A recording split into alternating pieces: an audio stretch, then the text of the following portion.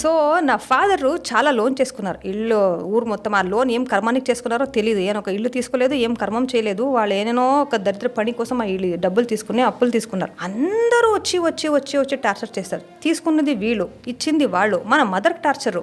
మీ father తీసుకున్న loans అని మదర్ని వచ్చి అడిగేవారు. మదర్ వచ్చి అంటే వాళ్ళు ఎక్కడ వాళ్ళు అని వీళ్ళ మీద వాళ్ళు పాప భయము. మా మదర్ కూడా ఎడ్యుకేటెడే, వాళ్ళు SSLC పాస్ అప్పుడే. కానీ భయం, చాలా భయము. ఎవరు వచ్చారు ఏంటి, అమ్మాయి ఉందా, ఏం చేస్తుంది అమ్మాయి, 8th స్టాండర్డా ఇప్పుడు,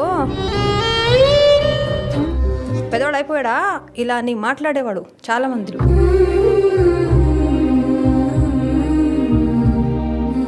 తర్వాత మా అమ్మకు మొత్తం హెడేక్ వచ్చేసింది. ఏం చేయాలని తెలీదు.